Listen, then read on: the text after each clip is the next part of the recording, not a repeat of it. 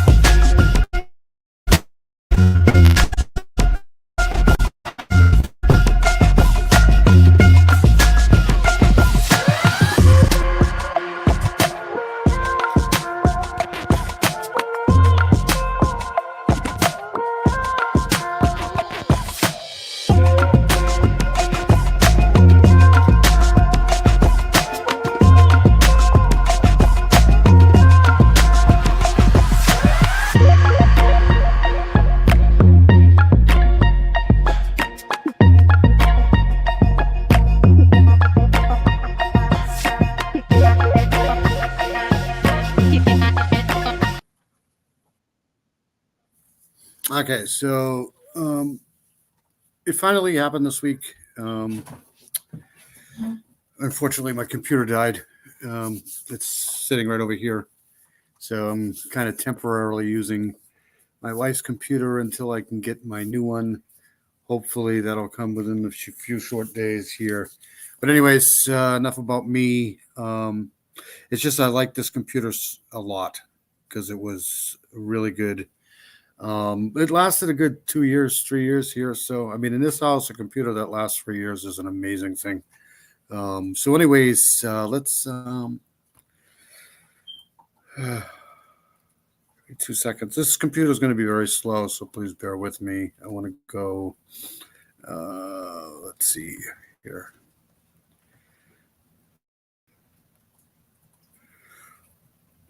We are going to go first to New York.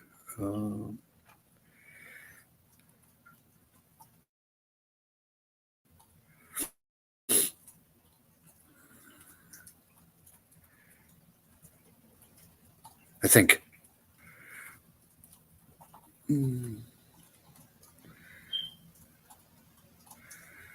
Perfect. Very good.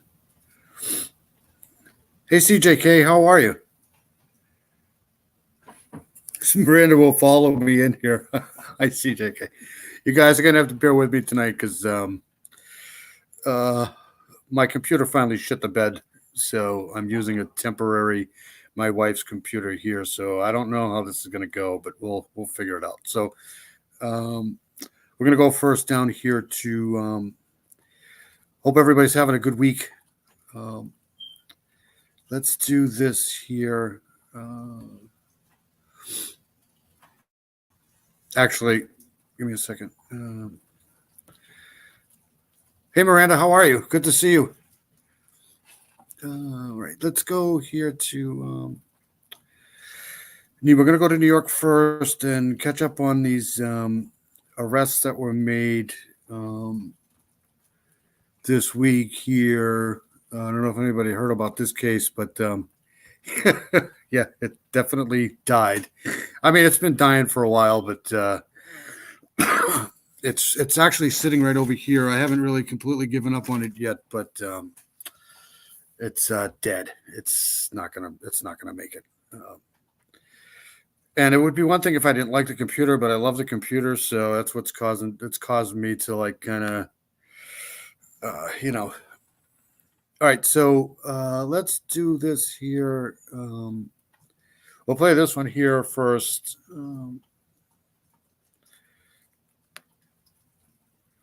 Let's do this one here first.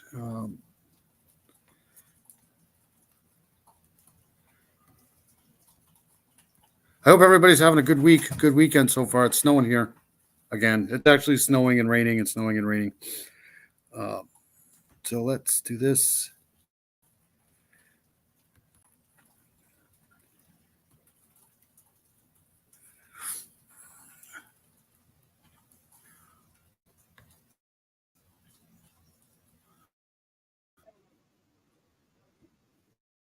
All right, so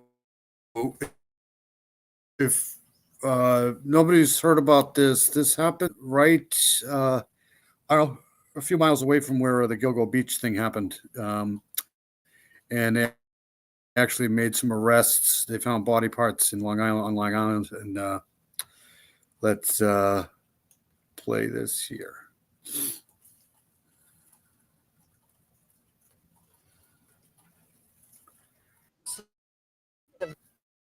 Made arrests, did it overnight in the case of those body parts that were found in a park in Babylon.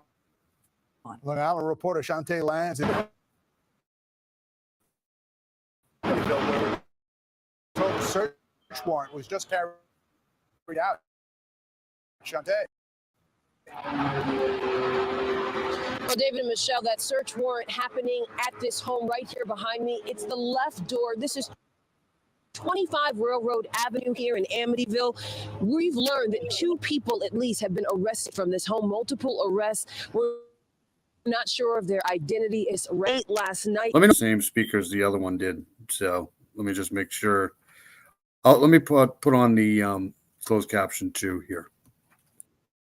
They don't know the sex, again, of the people arrested, how long they've lived here, and what their exact tie-in is to those body parts found on Thursday at that park that is frequented by students. In fact, a student found that left arm belonging to a man on Thursday. There was also later a right arm found with tattoos. Police, of course, using that. They have a database to go through to try to match that victim up with anything. Something else they'll have now with those arrests in this major break in this case will be DNA evidence of the people that they arrested. Again, they were on scene. They cleared here. We've also learned now that state police assisted Suffolk County Police, Bethpage State Park, where there could possibly be even more remains found. Are you in New England too, CJK? I forget where you are. Yeah, it was really nice. We got rid of all the snow here this week, and you know, March is one of those months where you never know what you're going to get. We spoke with a neighbor back here in Amityville about seeing all the police activity last night. It was last night. It was SWAT team, and the whole road was blocked off. Mobile centers, a lot of detectives, and that was pretty much it. They were like in full like when they shoot like tear gas and stuff. Yeah. And we learned about that search that's happening at Bethpage State Park. We learned that started at 2:30 this morning. It's not clear if detectives are still out there, but again, more remains possibly found there as the investigation continues here. You're in Kansas? I thought you were up here. Sorry. Yeah, it was good for a while, and then it's going to be good again next week. All right, so let's play this one here. I'm just kind of going through this chronologically here. So let's play this one here.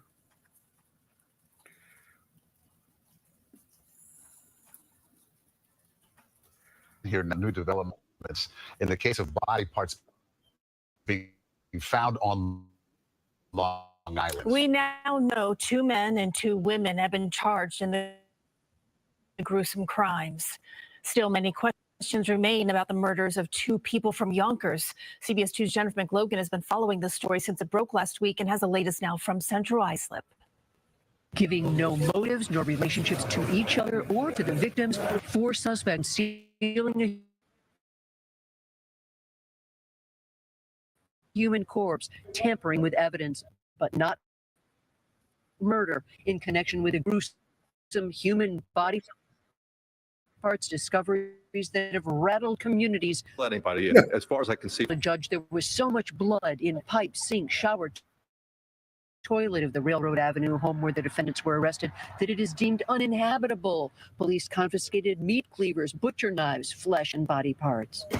This is just really bizarre. Like, this usually doesn't happen down here in Long Island very much. And, you know, with all the stuff going on with Rex Heuermann and all of a sudden now this, it's just really weird. That's why I thought I'd start here with this because I think they got 4 people arrested now. But like I said, I'm just kind of going chronologically through this. So since last Thursday, remains belonging to 59-year-old woman and 53-year-old male were found at 3 locations. So these people were older. Oops. Lawyers for 44-year-old Stephen Brown and Jeffrey Mack, age 38, admitted their clients lived in the Amityville home, but denied they chopped up the 59-year-old woman and 53-year-old man whose last known address was Yonkers. He's dealing with it best he can. It's, as you can imagine, a very difficult situation, and he's dealing with it. What did he say about the charges? I'm not going to discuss What is his relationship to the victims? Yeah, I'm not going to go into that. Also charged with concealing and tampering are 2 women, Amanda Wallace, 40, who lived with the male defendants in Amityville, and 33-year-old Alexis Nieves, who police said is homeless. All 4 pled not guilty. The judge released them without bail. They were fitted with GPS monitoring, must report in person to probation, surrender their passports. The district attorney and Suffolk executive expressed outrage that the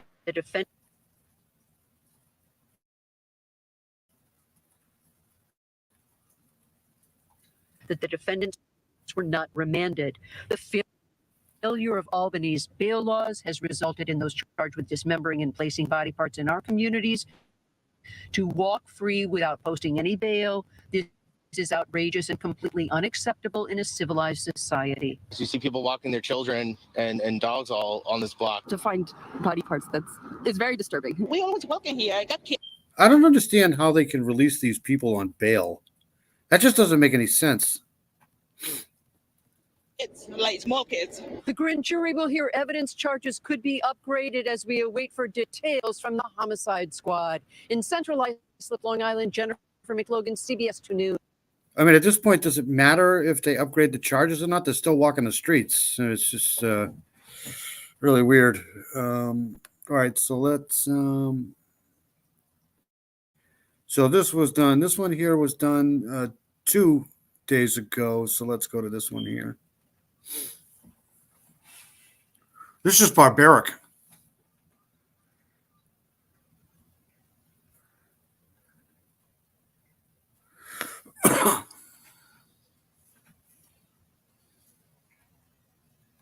Four people in connection to the body parts found across Long Island were released without bail. That's right. Good days. Briella Tomasetti joins us now with the charges these 4 now face and why they've been released. Good morning, Briella. Yeah, Dan and Shani, we've been following this so closely for the past week, and those 4 suspects have not been charged with murder, which essentially means they're free to go until they're due back in court or until they face more charges. Prosecutors say the suspects, who share a home in Amityville, went through barbaric lengths to get rid of the bodies, which were allegedly mutilated before they were disposed. Officials in Suffolk County blamed the state for letting them go. Investigators spent nearly a week hunting for the people who allegedly chopped up 2 dead bodies in Maine. All 4 suspects accused of the heinous crimes were freed on supervised release. I don't know. The 40-year-old Amanda. All these people should not be walking around free on bail right now. It's just what's going on. This is just really weird. Wallace and 33-year-old Alexis Nieves shielded their faces from cameras after they appeared before a judge in Central Islip. They pleaded not guilty to hindering prosecution, tampering with physical evidence, and concealing a human corpse.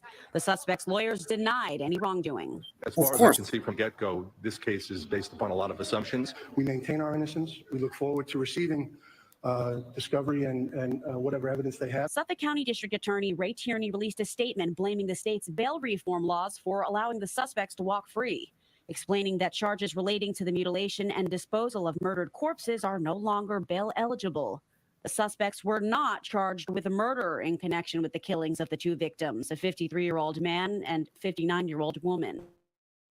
But prosecutors say police recovered meat cleavers, butcher knives, and blood while executing a search warrant at their home in Amityville.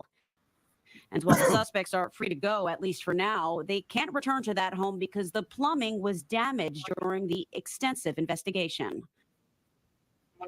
The four were released with the GPS monitoring and ordered to remain in Suffolk County.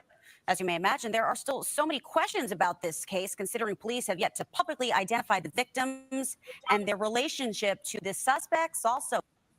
Hey, buddy, how are you? Hope you're doing all right. Yeah, this is just ridiculous. This is another one of those. Well, what the heck, you know? Do ankle monitors actually really work? Oh, still unknown at this time. Tashani, back to you. All right, Briella, we'll continue to watch. Thank you. It's just weird. It doesn't make any sense, but I wanted to play another one here. That was 4 days ago. Let me back up here. I'm just not really used to this computer at all. All right, let's do this one here. There's almost there go. In the case of body parts being found online. This is from News Nation. And that'll take care of this for a little while until more charges get brought to these people.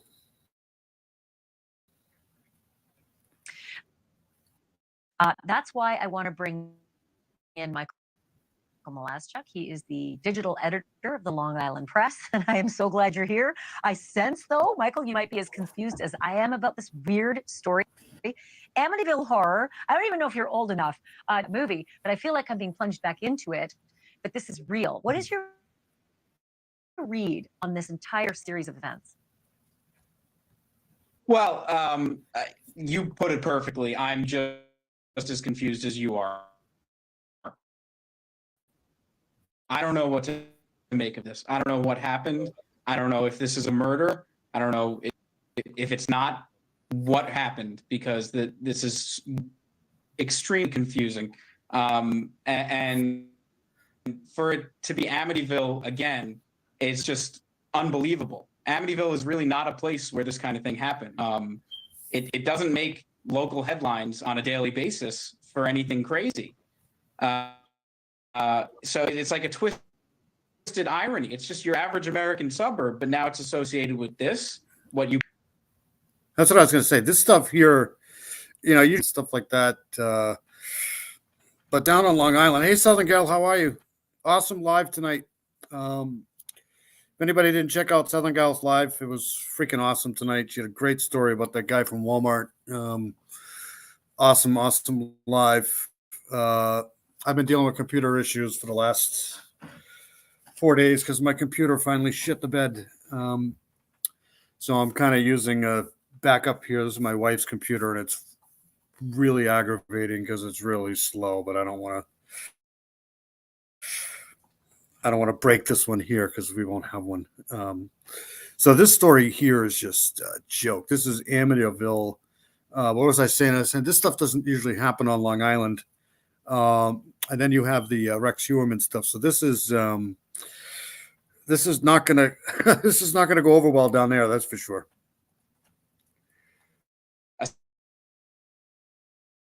Aside from the ghosts, was also doing mass murder.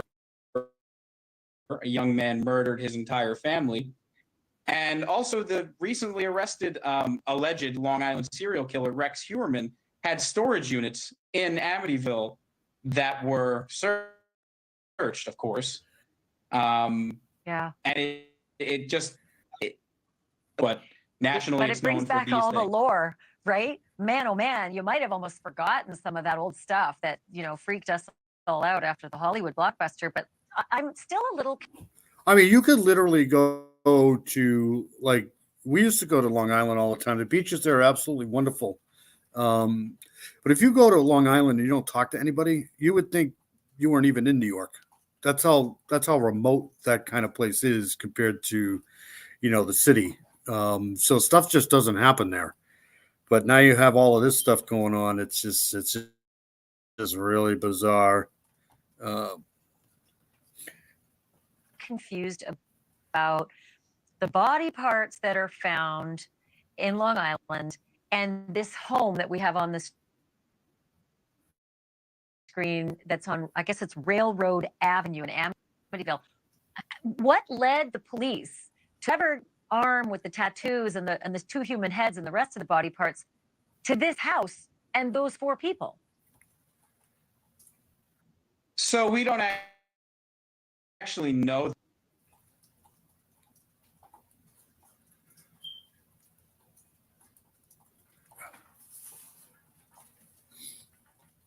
At the moment.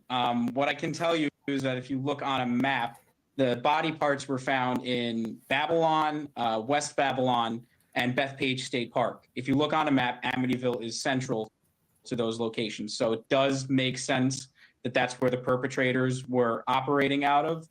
But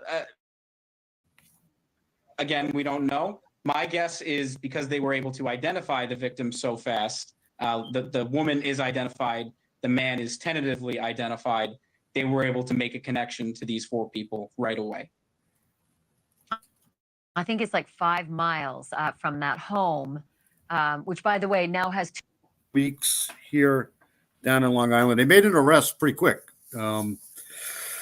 I guess they found some body parts 2 weeks ago, and they found more body parts, and they finally made an arrest. But then they let these guys go on bail, which is really weird.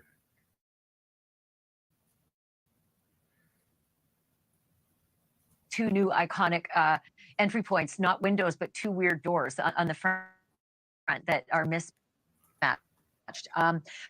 I don't understand also, Michael, why the police are so tight-lipped about the victims. Normally when there's a crime, we get victims identified. We hear a little bit about, who they were, where they were from, the backgrounds. They're not saying boo about these 2 victims, but they sure did release the severed arm and the tattoos, etc. Why are they staying so quiet? Well, the only information we have right now is that the man is, like I said, tentatively identified, so they're not 100% sure yet. The woman is identified, but they haven't released pending notification of family. So I'm guessing we'll know that in a couple days, and hopefully we'll know. Go with ankle bracelets, all 4 of them. That's news to me. I didn't think they could do that, but what do I know? I don't know anything. Couple from Yonkers was doing all the way down in Amityville. Yeah, and what all 4 of these people arrested may have to do, if anything, with a potential double murder. We know that they're charged with dismemberments and, offering all sorts of indignities to a human body. But again, I always say yet. Michael Molaschuk, great of you to be here. Thank you so much for your help. And let's stay in touch on this one. Thank you. Glad to be here. Thank you for watching. Go to News Nation now. So that's just, I don't know. It's really weird. I'm going to try to pull up a map here with the piece of shit computer that I'm using. But for the meantime, yeah, you never know, man. People, I'm pretty sure people have done stranger things to get that ankle bracelet off or arm bracelet, whatever they have. I just can't believe they let all of them go. You would think they'd want to keep 1 or 2 people at least under surveillance for a little while. So I want to go to this too here. I actually learned about this the other day. So let me share this here. Stop screen, present screen. This is coming out of Arizona, I think. And this is, let me know if anybody's heard about this here. This is just, I was reading this the other day. This is about Preston Lord. And they've arrested, I think, 6 people so far. Theft of a gold chain caused fight that led to teens unaliving. MCAO says authorities have released new information on the events that led up to the death of Preston Lord. The Maricopa County's Attorney's Office confirms the theft of an inexpensive necklace from one of Lord's friends set in motion a fight that led to the assault of a 16-year-old last October at a Halloween party. So last October, last fall in Queen Creek. MCAO says, hold on. The chain was snatched. Lord and his friends tried to get it back, and a confrontation ensued. Following the assault, Lord was hospitalized and he died 2 days after the attack, according to prosecutors. 7 people have been arrested. There's 5 of them. And these are the suspects here: Taylor Vigil, Tristan Brealey, Dominic Turner, Taylor Sherman, all these names, 7 people. It just doesn't make any sense. All right, so let me try to go back and play some stuff here regarding this.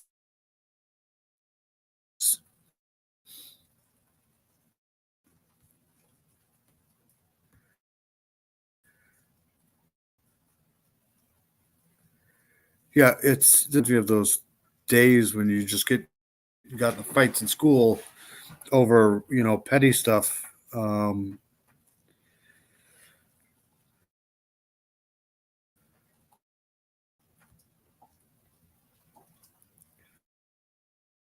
me hold on a second.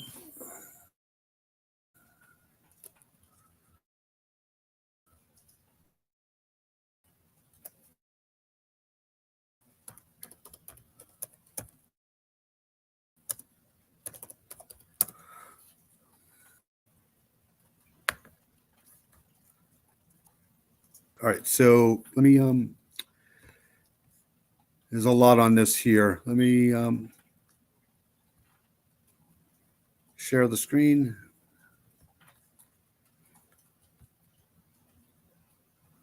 And we will go.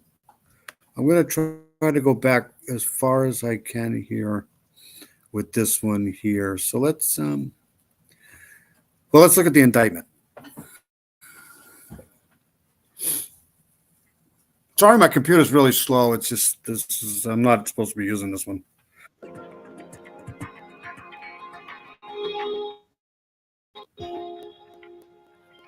Good afternoon, and thanks so much for joining us for 12 News at 4. I'm Tram Mai. Bombshell revelations today into the brutal beating death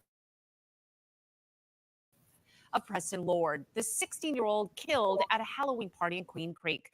We know what may have led to the deadly attack. 12 News journalist Gabriella Becerra is live upstairs in the newsroom with the details. Gabby? Well, Tram, we've learned this may have all started over a piece of jewelry, a chain. The Maricopa County.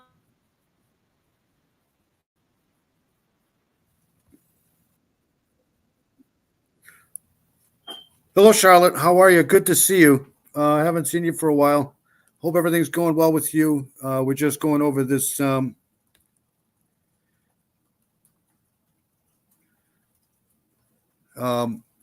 this case coming. I think this is Arizona. I'm not sure. Pretty sure.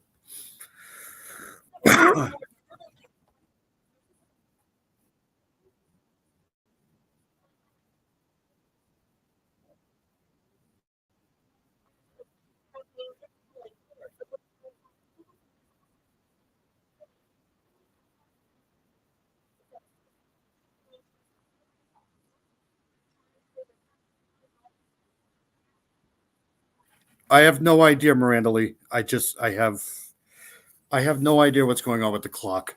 I just wish they would make up their freaking mind with the clock thing.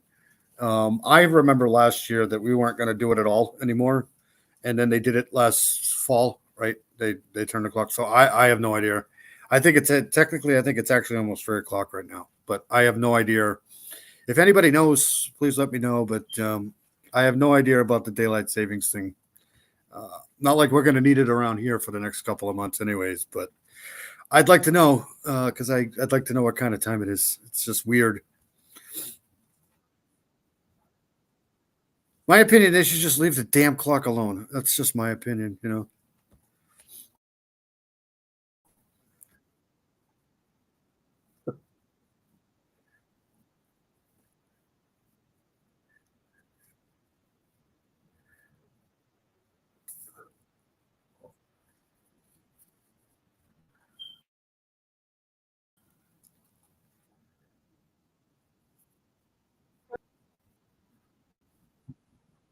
All right, so that's that one there.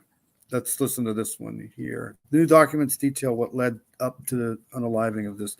This is just bizarre. Again, over a chain that wasn't worth anything. It just seems like they just like two rival kind of like area gangs.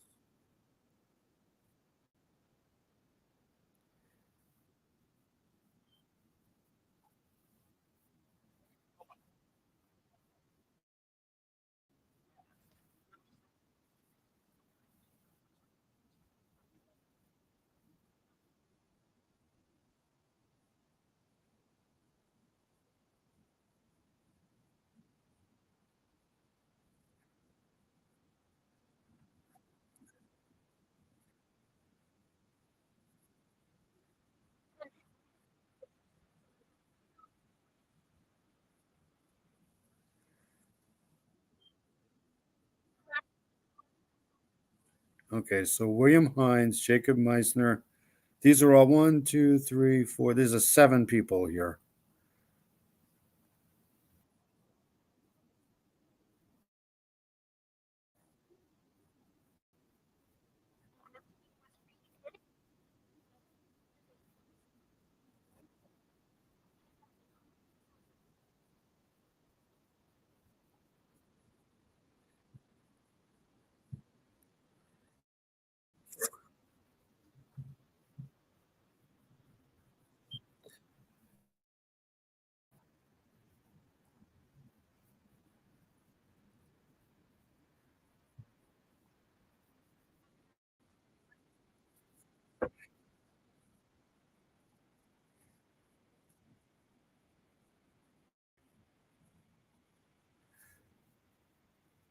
Really, this is Arizona, right? Witnesses are being threatened. This is so bizarre.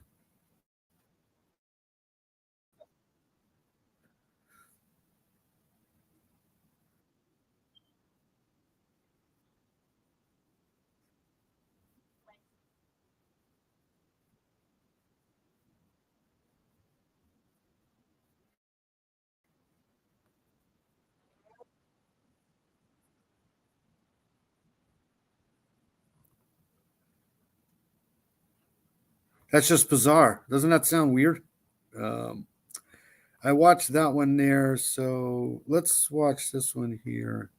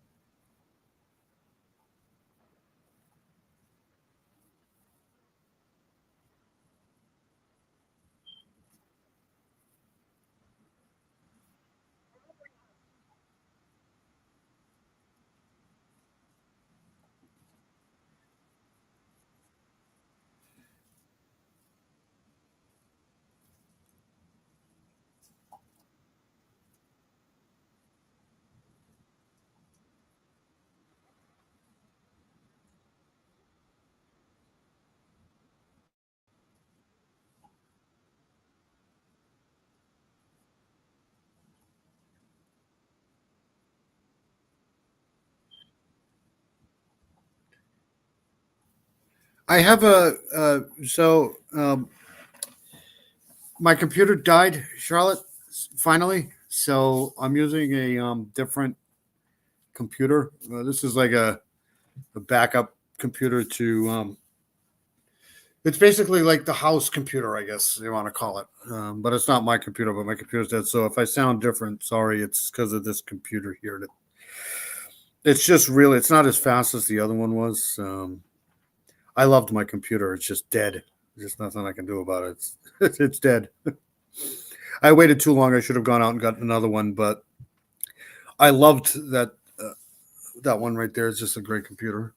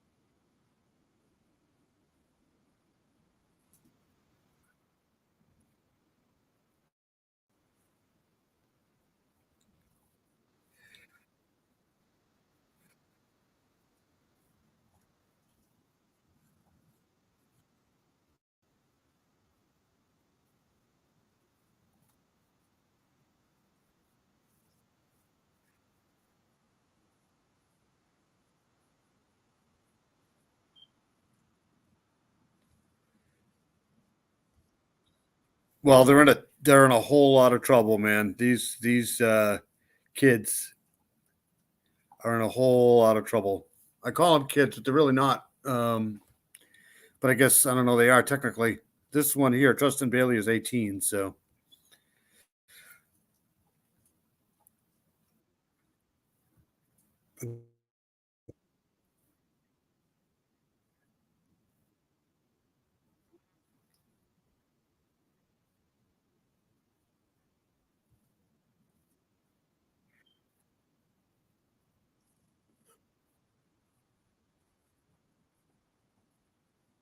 shit.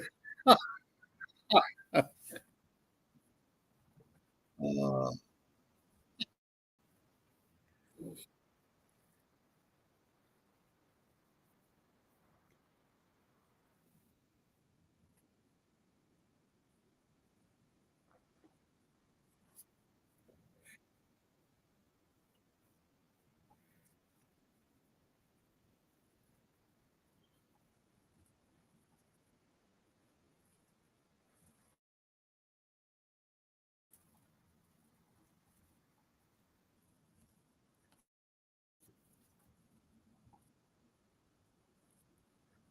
can anybody hear the video?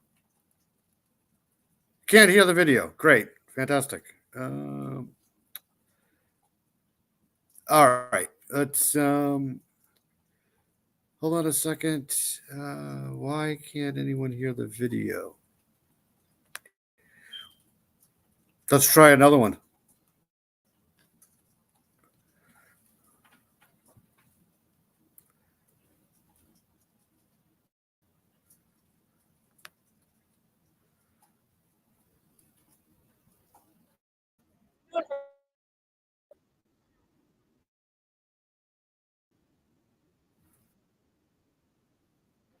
Let me know if anybody can hear this.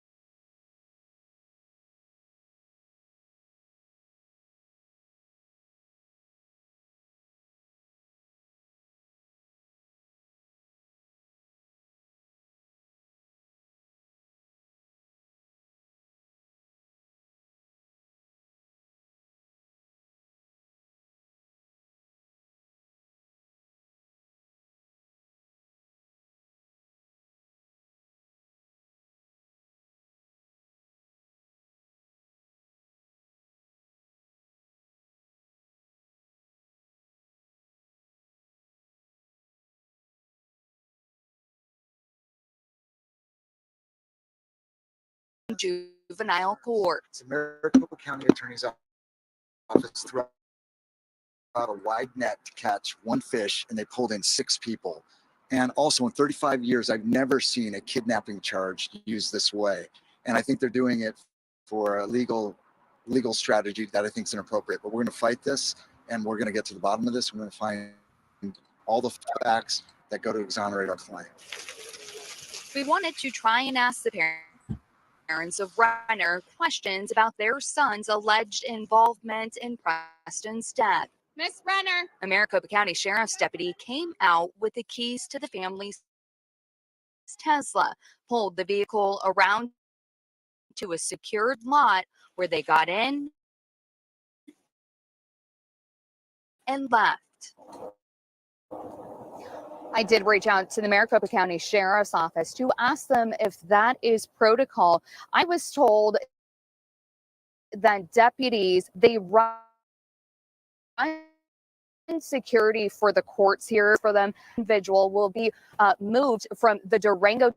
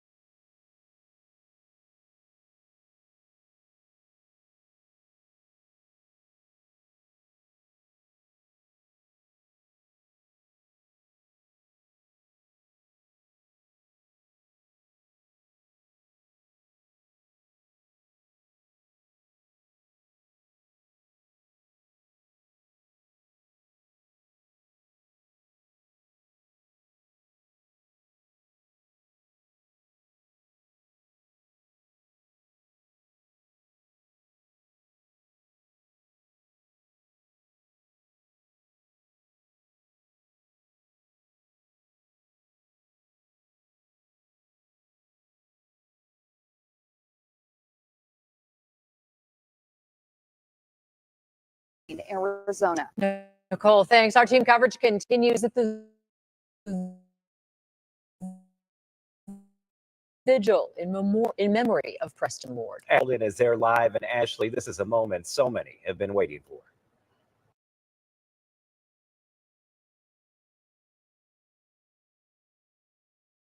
This is a moment so many have been waiting for.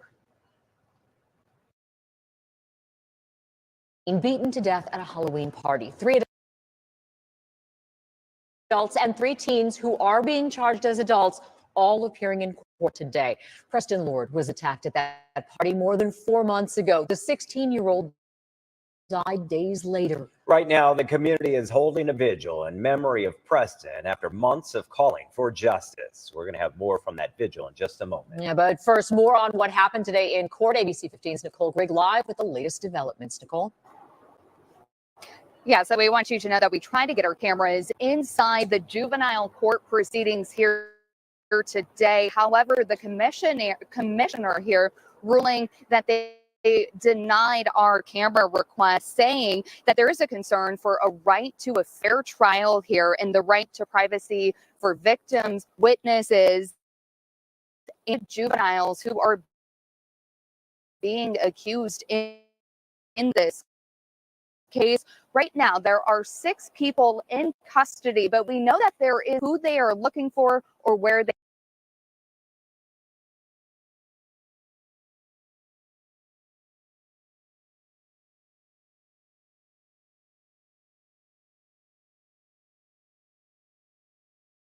they might be looking for them.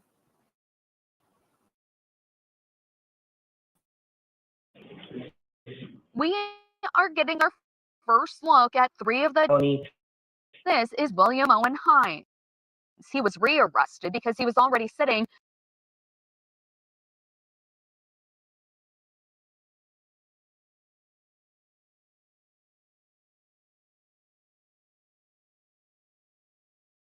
county jail on other charges. Good morning, sir. May I have your name and date of birth? 19-year-old Taylor Sherman arrested after Wednesday's press conference, also facing one count of first-degree felony murder and one count of kidnapping. The attorney for the family of Preston Lord speaking at each of the court hearings. Your Honor, for months, witnesses were threatened and terrified into silence in this case. Additionally, all defendants involved in assaulting Preston right after he was beaten. State prosecutors also speaking at each of the three hearings, saying that not only were these individuals involved with Preston's death, they attempted to destroy evidence. The defendant fled from the scene. The defendant was involved in the death of Preston Lord. He was also involved in either the destruction, the attempted destruction of evidence, and colluded with others about the potential story. Mr. Turner, we're here today on a Superior Court grand jury warrant. 20-year-old Dominic Turner also appearing before a judge for his alleged involvement. We know there are three teens arrested: Jacob Meisner, Talon Vigil, and Talon Renner, all being charged as adults in juvenile court. The Maricopa County Attorney's Office threw out a wide net to catch one fish, and they pulled in 6 people. And also, in 35 years, I've never seen a kidnapping charge used this way. And I think they're doing it for a legal strategy, that all the facts that go to exonerate our client. We wanted to try and ask the parents of Renner questions about their son's alleged involvement in Preston's death. Miss Renner. A Maricopa County Sheriff's deputy came out with the keys to the family's Tesla, pulled the vehicle around to a secured lot where they got in and left. I did reach out to the Maricopa County Sheriff's Office to ask them if that is protocol.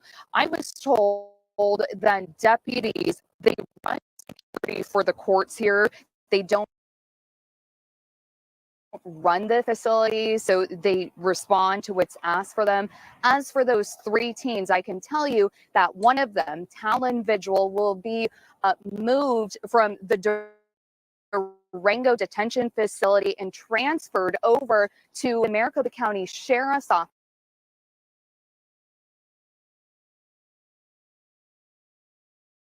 And Jacob Meisner, they were ordered that they will stay at the juvenile detention facility at this time. Reporting live in Phoenix, Nicole Grigg, ABC 15, Arizona. Nicole, thanks. Our team coverage continues at the vigil in memory of Preston Lord. Ashley Holden is there.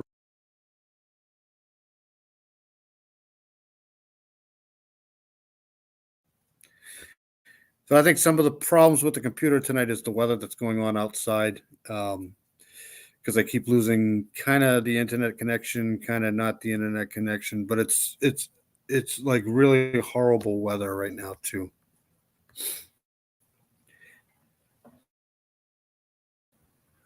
Live, and Ashley, this is a moment so many have been waiting for.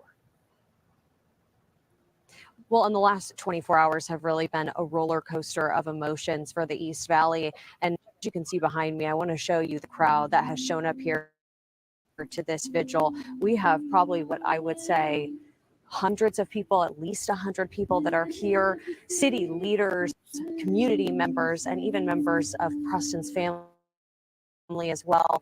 Balloons, pictures,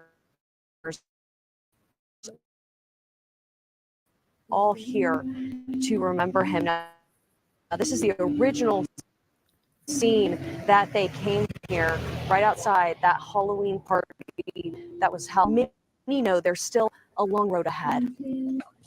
Yeah. That's awesome. Yep, trying to do our part, 4 months of walks, questions, and grief. It's also been a month since a group of boys decided to beat my nephew and leave him on the side of the road. This is just horrible. This is just awful. But this seems to me like almost like a small gang fight type of thing. All leading to this week.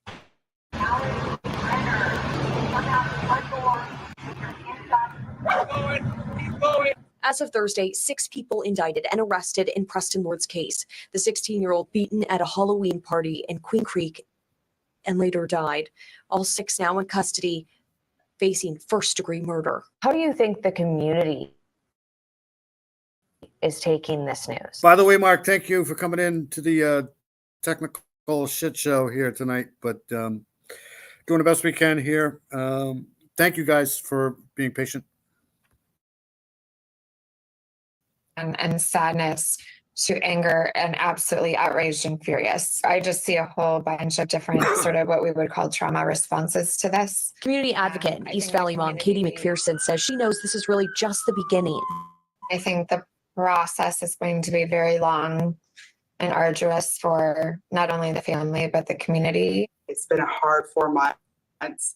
Christine Brennan and Angela Rogers have also been a huge part of the push for justice for Preston. Now to be at this point, we're just really thankful that we chose not to be silenced and we chose not to live in fear. As the community processes a roller coaster of emotions, the pair helping plan this vigil at the original scene outside that Halloween party. It's not just a pretty package of a conviction. There's so much to unpack, and that's what we're all trying to deal with right now is unpacking that. They hope it's a chance for the community that has bonded to come together and honor Preston. So we are going to gather where his life was taken. We're going to take his life back. And I want to let you know, tonight is really all about Preston, but Christine and Angela, who you just heard about, they're actually starting a foundation called Project Lily, and they want to spark really long-term change, pushing back against teen violence and organized bullying. Really, people here at this vigil also talking about that long-term. Not sure. I think it's probably because I'm not monetized. I probably will never be monetized, but I spelt true wrong too up here. So to Crime Weekly. So, all right, let's go back to this. I want to thank everybody for being here.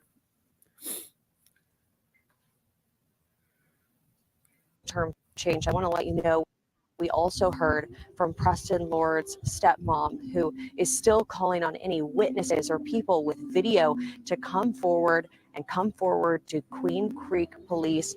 We're going to be here talking with people at the vigil, and we're going to have a lot. My better half, Heather, was thinking the same thing I was.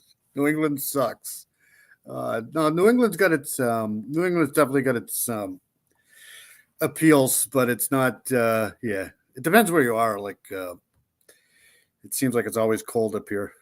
Thank you, Southern Gal. Southern Gal is fantastic. It's just. Oh, yeah, it's the French coming in on me. All right, so that's the end of this case here, but I'll keep following this because this is really another bizarre case going on there in Arizona. I do want to watch this interview here. This is about Audrey Cunningham, and let me play this here.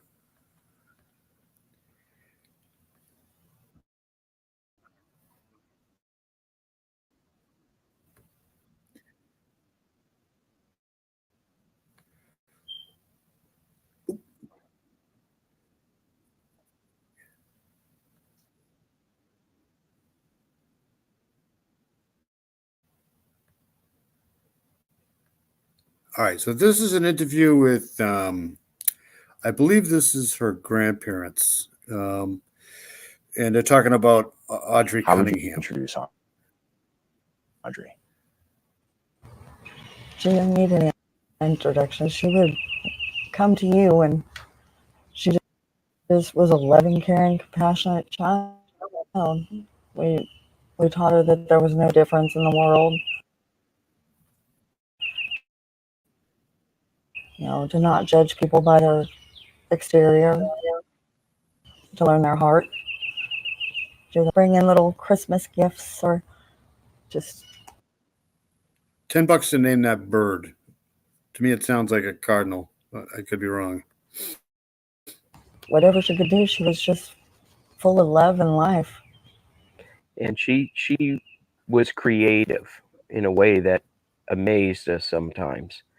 That she would paint a picture. I mean, she's 11 years old, so she still was learning, but our refrigerator was often covered with all of her little drawings and paintings that she did, and we encouraged it. We gave her coloring sets, and she would make them and hand them out to people, teachers at school, other kids in her class. Look at this cute kid. I mean, just absolutely horrible. This whole situation here with this kid, it's just this is an interview that went on with her family here. I think this is the grandparents. I'm not sure.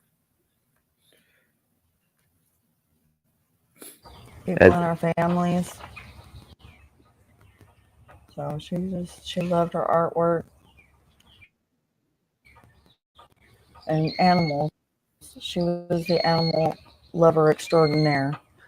She wanted to be a vet. She wanted to work with animals. She said either vet or animal trainer. Really? She didn't care if it was both. She was so full of ambition. What were some of the things that Audrey loved to do, loved to be? Animals. Any animal in this neighborhood knew Audrey, and Audrey knew them. She loved all of her pets. You know, they're all rescues, and she treated them like they were completely loved. And Are these here, Miranda?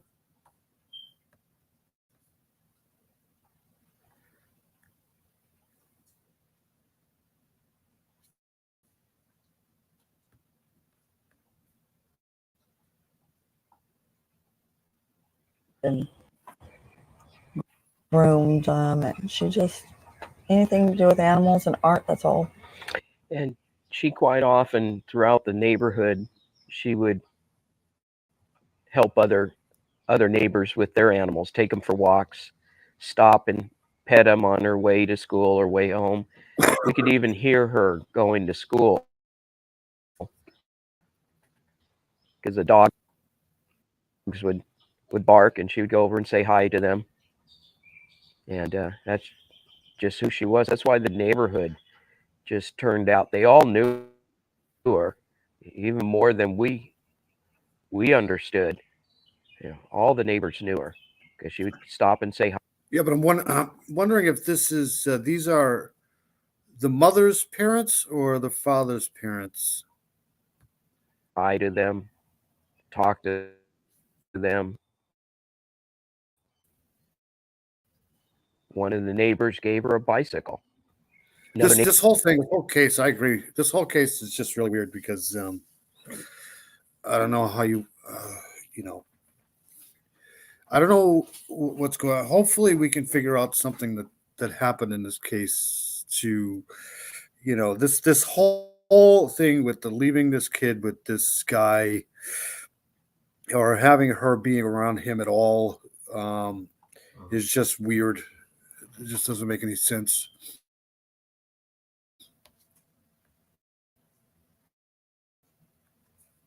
Neighbor let her park her bicycle in front of their house to get on the bus. Her dog would jump over the fence and follow her to the bus stop. And then he would come right back and lay down outside their kennel.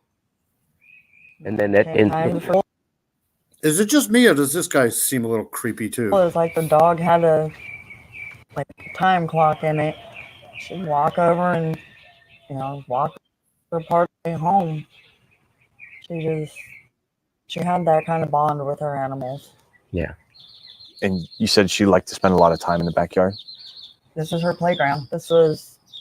She'd run and play with her brother, let the dogs out and play with them, play with the cats. We started to garden, her and I, and we're supposed to do that before she went missing. And I had made a promise, so I'm keeping my promise. But That was our piece. That was our.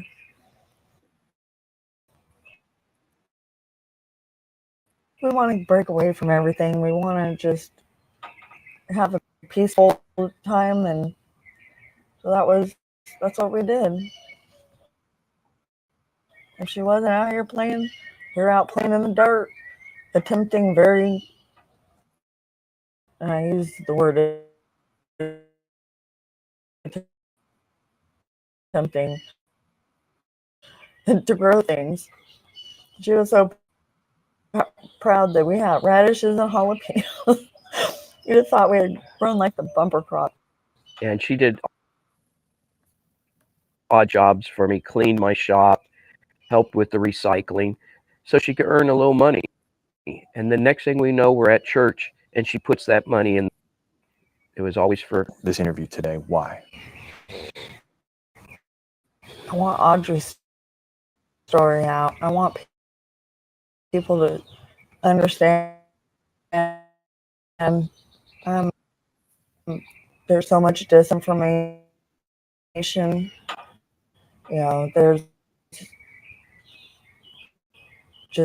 There's too many things that people don't know. So many people are focused on the monster. when he goes to it's about Audrey, the reason why she captivated East Texas when the Amber Alert went out is because of who she was, who she became as a young lady. She was only 11, but she had a personality that was much older, much bigger. And you say the story's not about the monster. Do you feel like the narrative has been like that? A lot of people have made it more about the monster, more about how did a monster like that get here? Blame. They like blaming everybody. And the fact of the matter is, they're not blaming the right people. I want that story. Yeah, that's about the monster. With the little girl who trusted and loved without condition, that needs to be the story. It's not about him. What he did was awful. And I will always have to live with that. But I didn't see that monster. There wasn't any way to get all that information. Put blame where it's at with him, with a flawed legal system that. I mean, this guy here to the right sounds. I mean, it's just with this whole case, everybody sounds a little creepy. Allowed for all these things to happen, and me to not have that ability.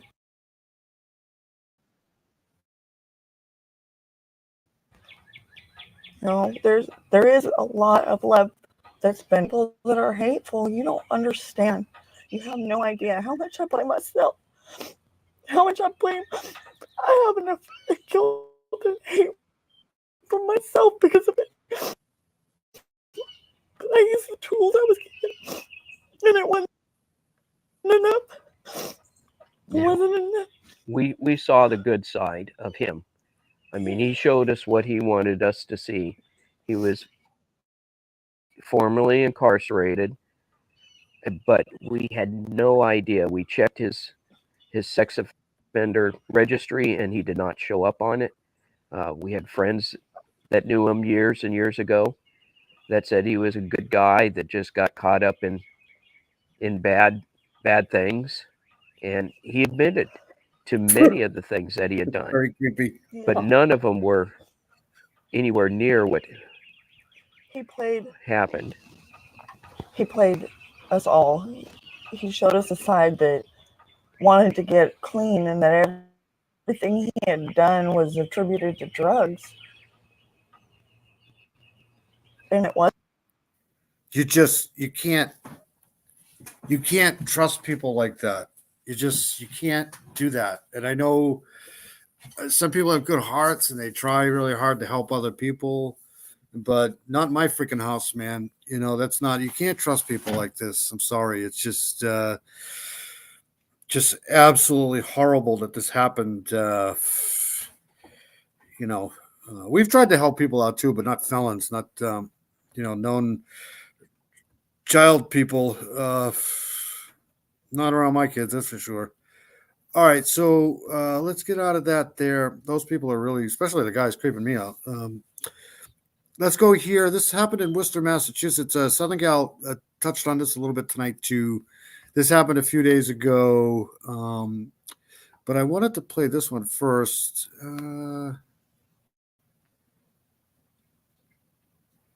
But we'll play this one first, and then we'll play the other one. So this happened. These two people were unalived in a car. A fatal shooting, and this is the guy that they want. I don't know if they arrested him yet or not, but here we go.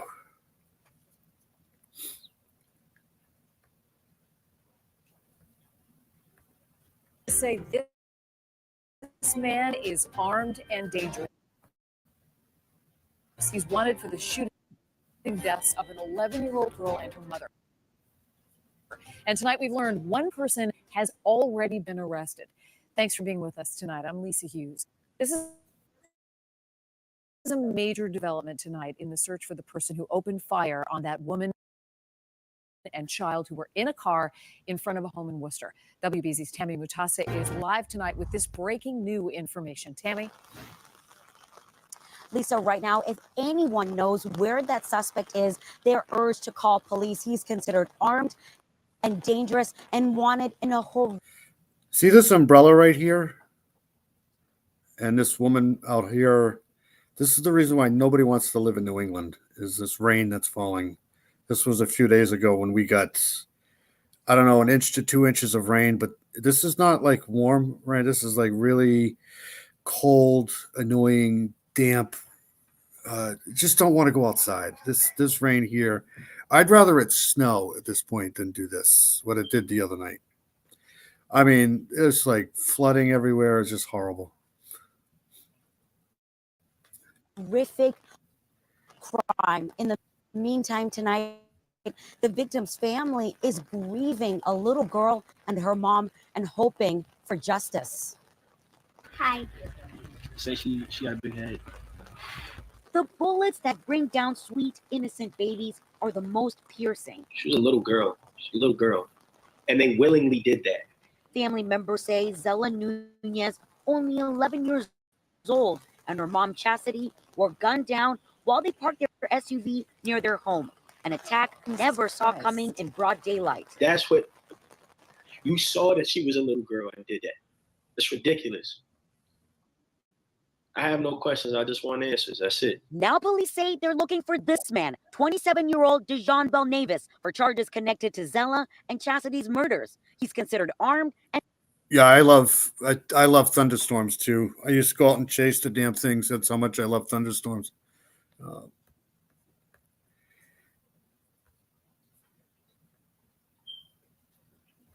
dangerous. Detectives say a second person has been arrested for the deadly shooting. I just can't believe that. Tyree Sims is shaken by the brazen disregard for his beloved relatives' lives. When did it become okay to harm women and children? When did those gloves come off? Mourning alongside the family are city leaders who condemned the horrific act of violence. Counselor Christian King knows the victim's family members. This is a deeply dark moment for our city. These folks must be brought to justice. It's very clear that their intentions were exactly what they were. As the community's sorrow sinks in, they also want to feel.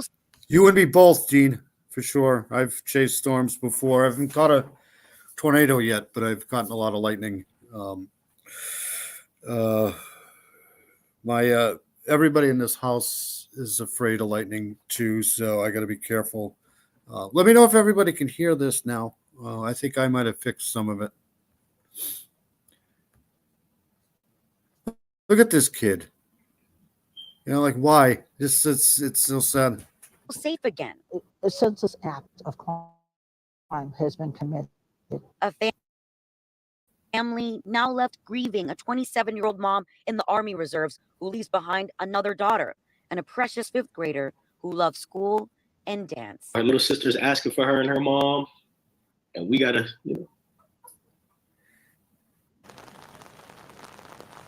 Again, police say one person has been arrested in this deadly shooting, and right now they are looking for that suspect by the name of Dejan Belnevis. If you know where he is, call Worcester Police right away.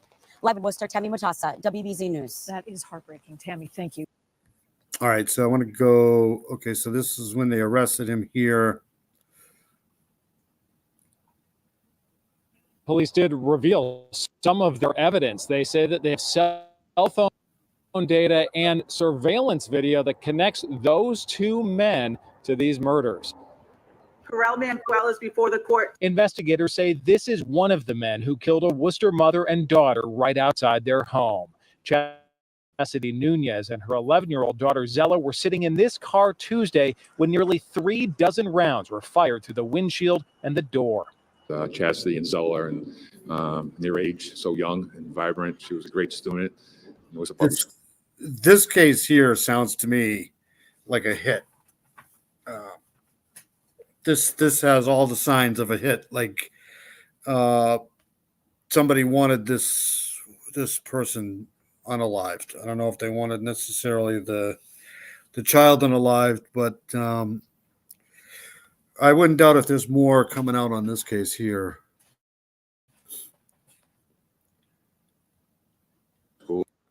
And so my heart prayers go out to them and also their families. The violent mid-afternoon murders have shaken Worcester. Chastity was also a specialist in the National Guard.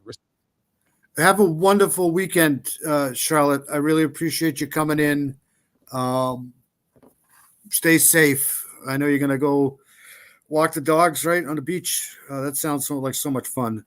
Charlotte is an awesome person. Always great to have her in here. This to me sounds like somebody, I don't know if she's married or something, or I don't know. It's just weird. Receiving multiple awards over the last 4 years. Something we've never seen before, and it was just like such an act of violence, and I just never seen something like that before. 28-year-old Corral Manuel was arrested yesterday in Worcester. 27-year-old Dejan Belnavis is still wanted for the crime. Investigators say they have surveillance video of the shooting and evidence the suspects drove to Connecticut after the murders. You can see on the Hartford video Mr. Manuel's face, and you can see the two males wearing similar footwear to the shoes of the shooters in the footage police recovered at the time of the shooting. The attorney for the suspect, who's already been arrested, says police have the wrong man.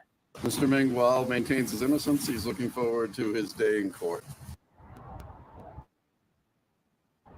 And tonight, detectives here at the police department continue to build their case. These two men. You know, it could be a mistaken hit, like one of those, you hear about these things all the time where they're supposed to be targeting somebody else, and unfortunately these people. Oh, good. Have a good time, Charlotte. Take care. What do they call that? A botched hit. This is just different people. They were supposed to be somewhere else.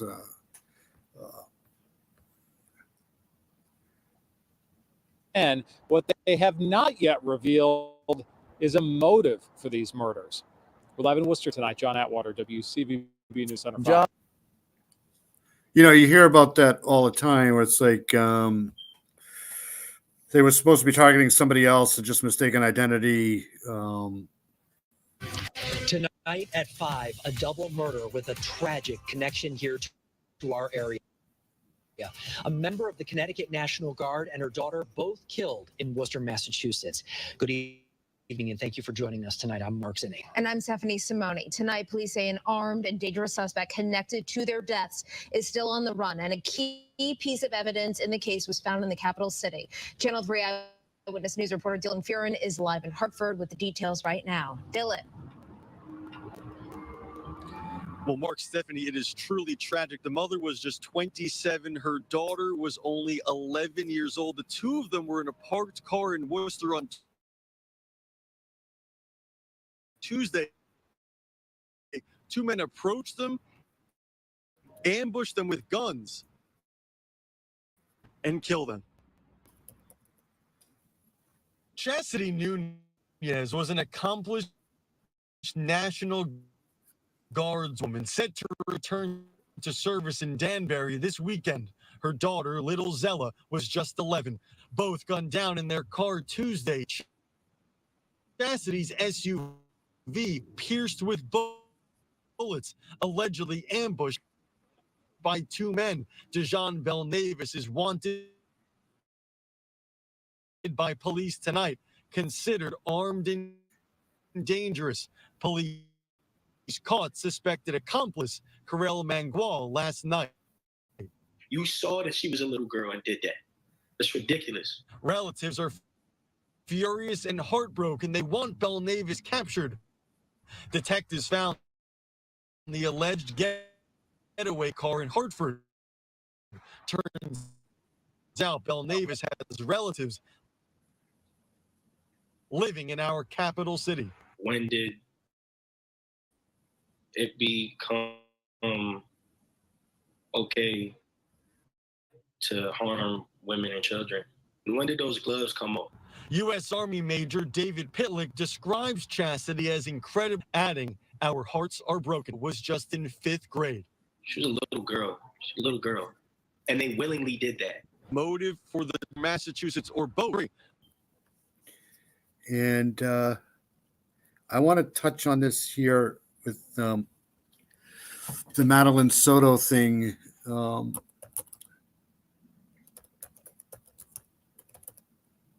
Whoops. Give me a second here.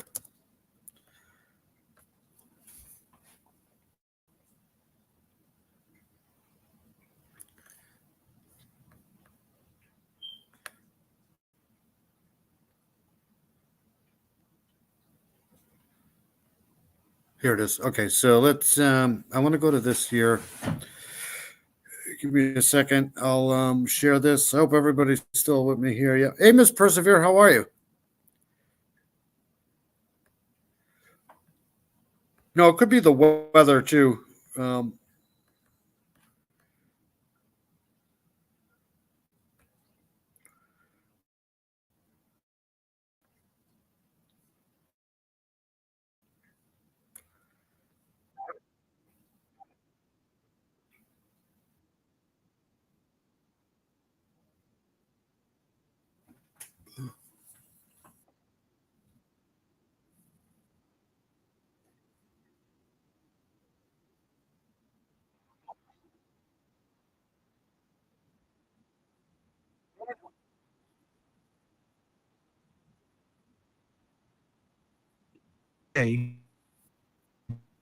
Jen and Stefan say Stefan gave Madeline a ride to school.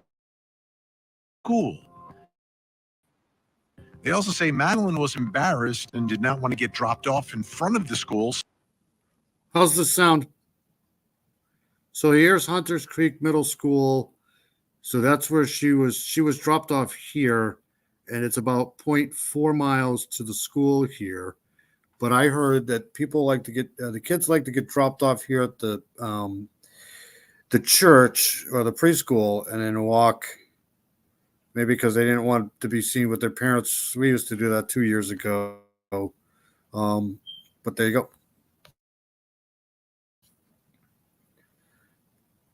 Away.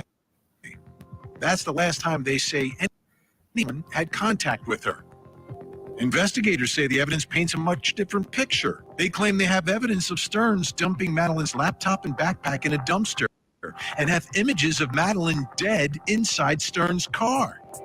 Madeline never made it to school and was found 4 days later in some brush 17 miles from their home in Kissimmee, Florida. Stearns was arrested. Okay, so hold on a second. I'm going to keep playing. After images of Madeline being sexually assaulted were allegedly found on his phone, some dating back to when Madeline was just 11. But at this point, There have been no charges related to her death. Tonight, we take a closer look at the story told by Madeline's mother.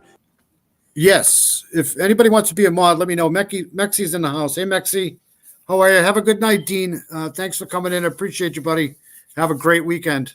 Yeah, let me know. Anybody who has a channel too. I know Southern Gal has a great channel. Anybody who has a channel in here can post their channels in here. I have no problem with that, as long as they're not like rated X. But don't worry, Southern Gal's in here. She'll take care of that. So yes, just let me know if people don't want to be a mod. Let me know. But if you have channels, you can post them all in here if you want.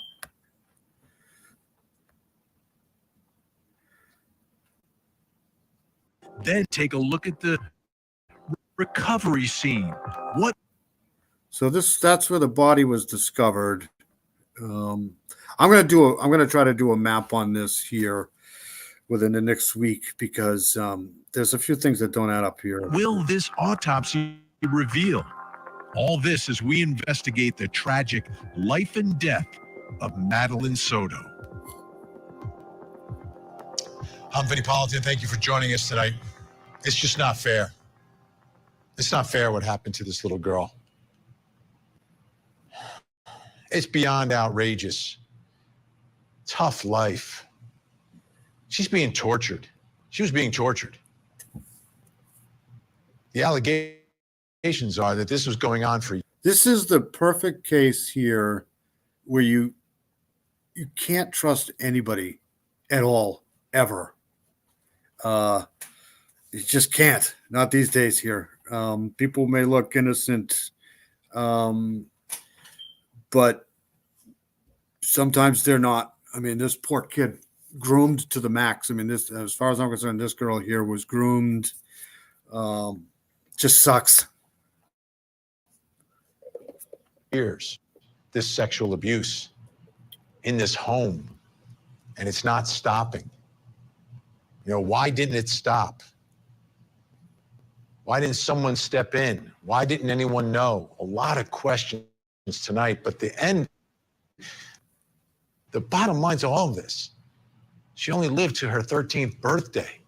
And it's not fair what happened to her. Now, let's talk about Mr. Accidental Factory Reset, Stern.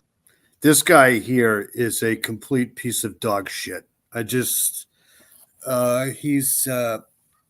just needs to go away. This guy here, just what are you gonna say? He's just a douchebag. He just should never be out in society. This guy here, this guy, it's just awful. Burns over here. I mean, this is the guy. Not Vinny, but this guy here. He's in custody now because of what was on his phone. The phone that he accidentally did a factory reset on the day that this little girl disappeared. Like, come on. I follow true crime, but I have there's a special place in my heart for kids like this here. Harmony Montgomery, like people that can't defend themselves. This guy here, Adam Montgomery, all of these people that prey on these children, man. It gets to me because there's just absolutely no place for them in society, and they need to get the worst possible punishment imaginable for doing stuff like this. Just it's awful. It's terrible.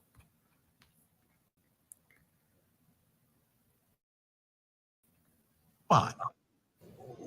Does he really think everyone is that stupid? Like, you can't put two and two together? And by the way, how do you accidentally reset your phone? How do you do that?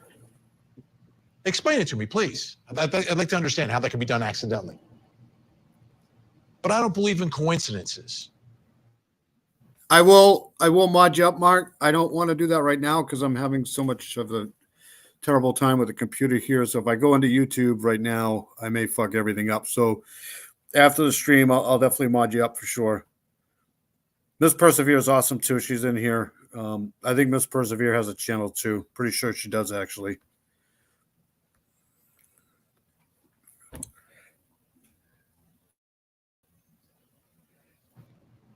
I just don't. Most of the time, they do not bear out. You can put pieces together.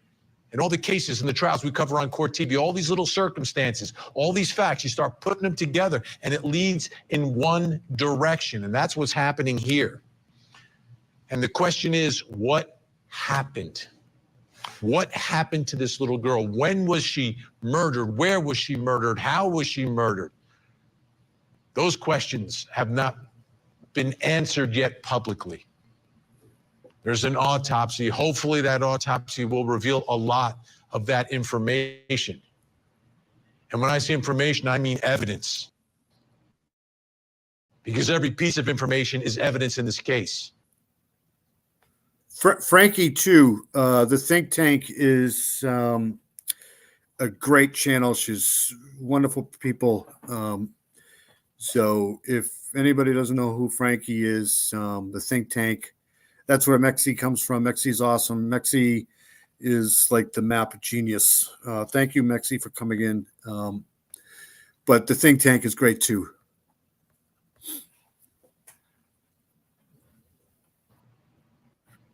Because this just can't happen without someone being held accountable for what happened to Madeline. The other thing that's confusing me tonight is Mom, Madeline's mother. What's her story?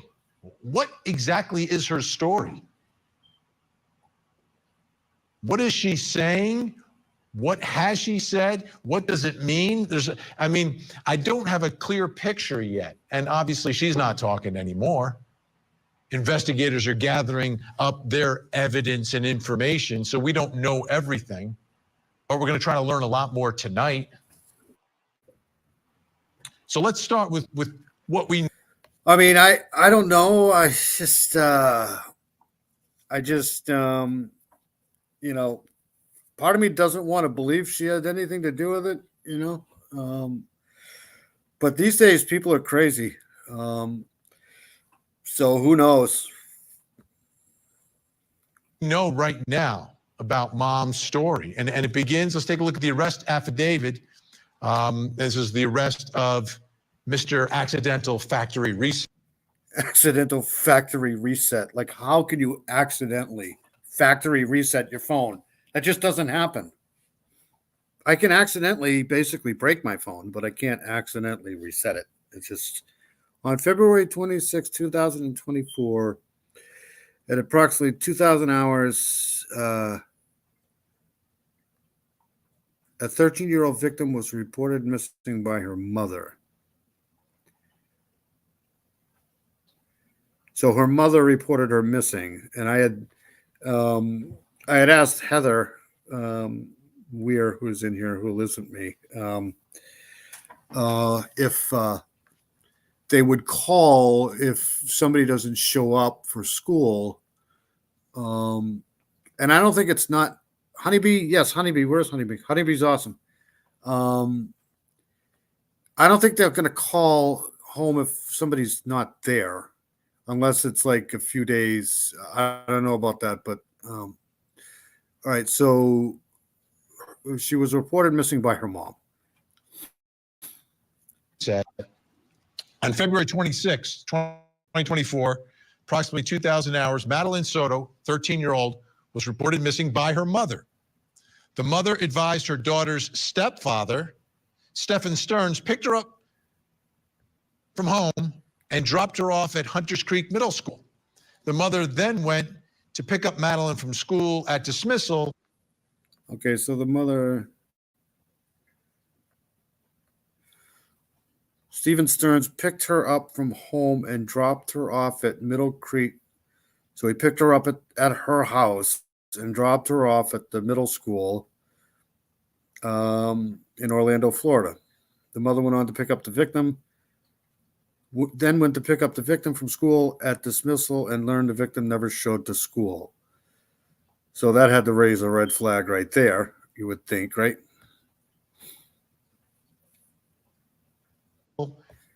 And learned that Madeline never showed up for school. So that's when she finds out. She goes to pick her up at the end of the day. That's when she says she finds out her daughter is missing.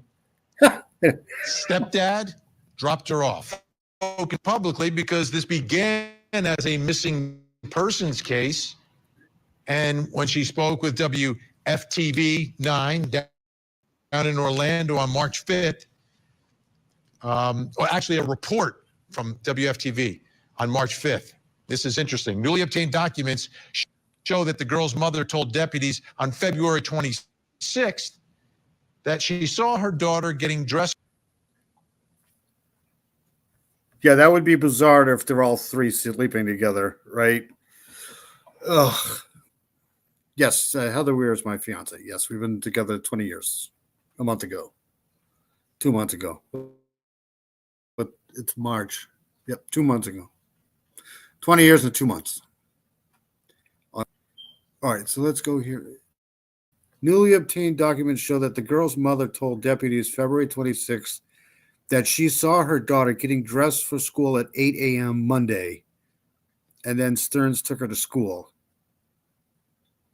And then Stearns then took her to school. So School at 8 a.m. on Monday. And Stearns then took her to school. Okay. More statements from mom there. Now, let's take a listen to a February 27th interview, again by WFTV 9 down in Orlando with Jen Soto. Again, this is her telling her story and the story about what happened here. Let's listen. Right? Miss We Perseverance. dropped her off at school, close to school. She wanted to walk the rest of the way. She was spotted walking by the church, by the middle school on the cameras. They saw her hang out in the parking lot for a little bit and then get up and leave. They didn't see a vehicle or anything else. They just saw her walk away around 9 a.m. heading towards the school, but she never made it. What was the last thing, I guess, the conversation that you two had, you and your daughter? See, sometimes I don't know how that's possible though, right? In that type of situation, you wouldn't say we, but a lot of times I use the term we to mean I or her, or but I don't know in this situation if the we is, but I don't know. She's probably freaking out, like, I don't know. We spoke about her birthday party. She had a birthday party on Sunday. She had a great time. I couldn't make it because I was working, but she had an amazing time. She was so happy with all her gifts. I told her good night, and yeah, that was it. I was the one who took her to school in the morning. That was my partner. But yeah, in my heart, I feel like somebody took her. This isn't like her. We played this last week. Remember, we played. I wanted to specifically play what she said and then what douchebag says, right? And he's sitting there, fake crying, and at some point in that interview, it almost sounds like he's laughing about it. Like he's not actually crying; he's actually laughing. They'll never find out.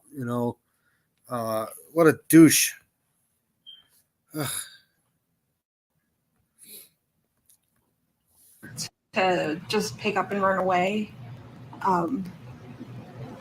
or just not go to school. I don't know what to think. She was last seen wearing a green hoodie, black shorts, white Crocs, a black JanSport backpack with gray hibiscus flowers on it. She got dropped off in the morning. We did not notice until after school pickup at 4 o'clock when I went to go pick her up, and she wasn't at school.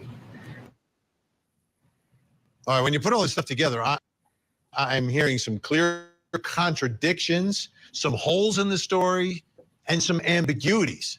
I want to take some time tonight to try to clear things up as best we can at this point of this investigation. So we got to go on the ground down to Orlando to some folks who are working this story.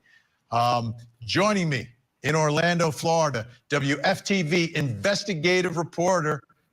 Like where they are in Florida, there are,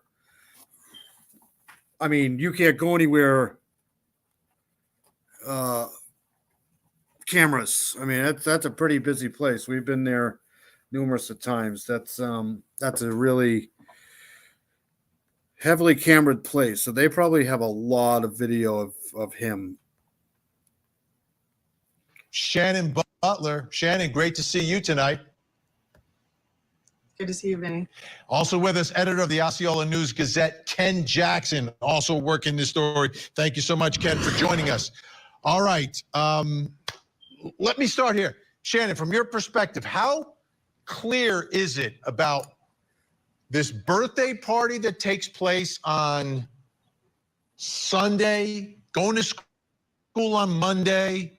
Who's in the house, who's not in the house, who's going where? Is there any clarity to what's going on there before this alleged drive to school?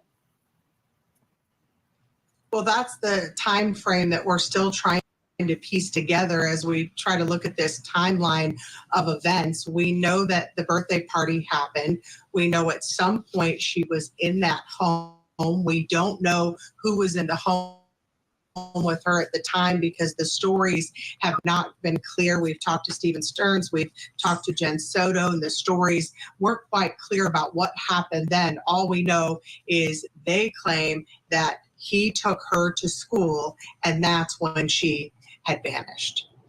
Now, Ken, I want to put up the first contradiction that I'm seeing in some of these statements that have been made public.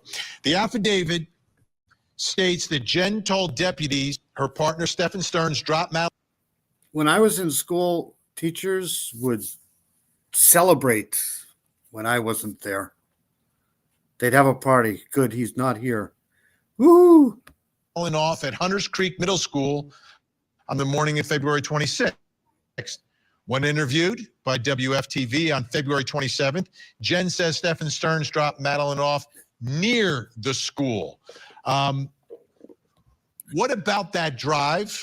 Okay, so affidavit states Jen told deputies her partner, Stephen Stearns, dropped off Madeline. He's not from Florida. He doesn't sound like he's from Florida. At Hunters Creek Middle School the morning of January 26th. When interviewed by WFTV on February 27th, Jen says Stephen Stearns dropped Madeline off near the school. That is a little odd. But maybe he told her two totally different things. Was that drive made? Where's he driving that morning? And is there any evidence of him being anywhere near the school that day? Well, first of all, Vinny, thanks for having me on.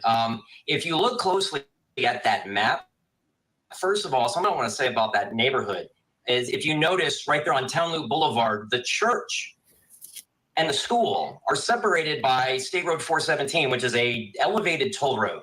So to say that they're really near the school, you can't see the school from the church. So there's that.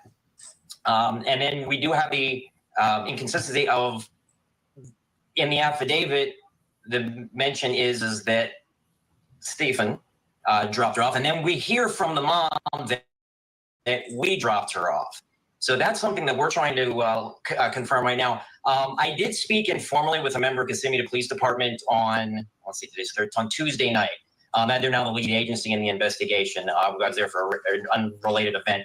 And I asked about any investigation that's currently going on in the mother. To tell you how tight this investigation is right now, all I was told, and I'm paraphrasing here, was that we have a focused investigation going on in order to present an airtight case to the state attorney's office. That's all the Kissimmee Police Department is saying right now. And you need that airtight case. I mean, Shannon knows I spent a lot of time down there in Central Florida. Was it more than a decade ago? And I mean, this is a busy place down there. It's well, I mean, in February probably not so much, but I mean, it's definitely not like it was years and years and years ago. There's a lot of people down, a lot of businesses, a lot of Waffle Houses, a lot of IHOPs. I mean, it's just technically a tourist mecca. It's Orlando, so I don't know if I'd be letting my kid walk from that distance down there.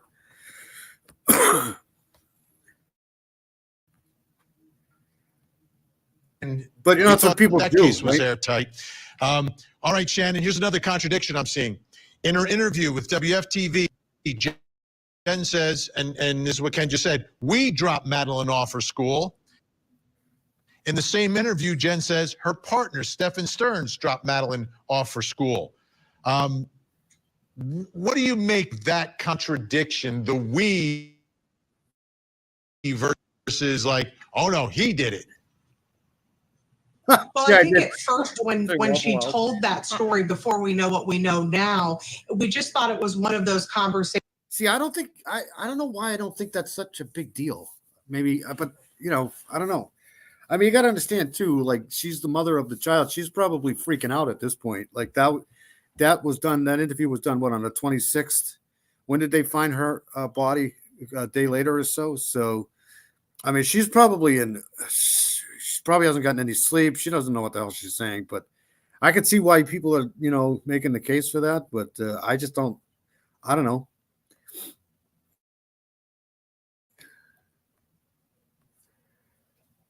Stations where you have, you know, you and your husband, you're like, oh, we dropped her off at school at 8:00. But then when that affidavit came out. Hey, Jocelyn, how are you? Hope you're good. Good to see you.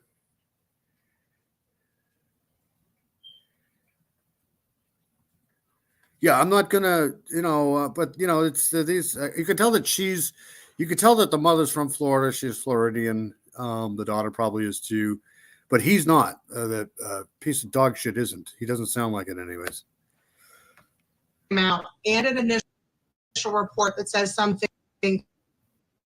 completely different about when she last saw her daughter. We started to go back to that interview and listen to it again. She told us twice in that interview that we dropped her off at school. And then she says, well, I didn't drop her off. My partner dropped her off. That's another thing. She calls him a partner. We've heard it's the stepdad. We've heard it's the boyfriend. Also, that's unclear about that relationship too. That's a little strange. You know, if you're, I don't know how long they were together, but if you're together with somebody for a long period of time, I don't know. It's people have different ways they phrase, like something else said in the chat there. People have different way they phrase things sometimes. So I don't know.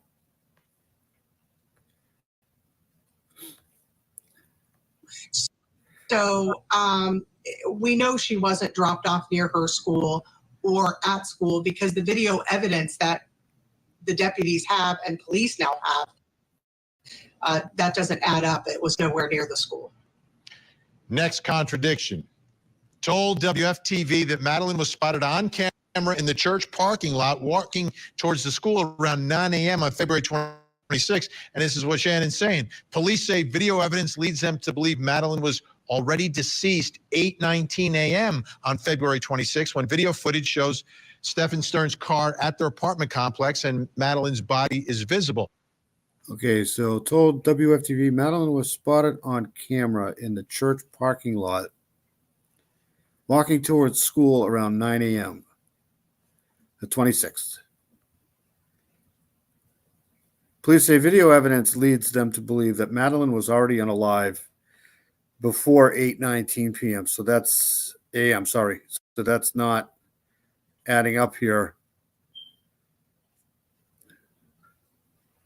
When video footage captures Stephen Stearns' car at the apartment complex and Madeline's body was visible inside. So That's what I mean. It's just so many cameras around there that they had to have really good. I mean, there's cameras up the lights too. I think, the street lights, the traffic lights. So, you know, uh, they probably have a good picture of her inside the car unalived, or at different parts of that whole drive where they went.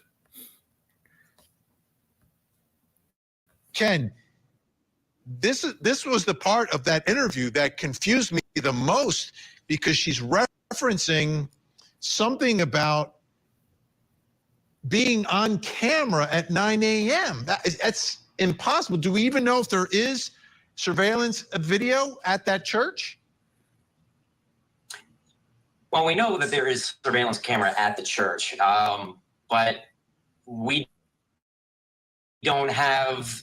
We don't at 9 o'clock. We don't have her on that. Now, something else that we're trying to confirm right now is that we're trying to confirm.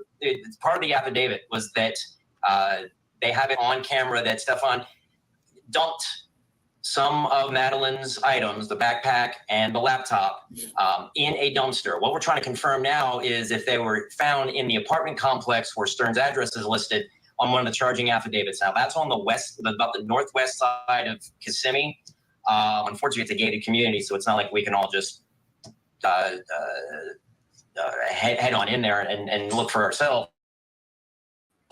But they have not been able to confirm, and at least we have not been able to confirm that that's the dumpster. But that would have been a full, because I know.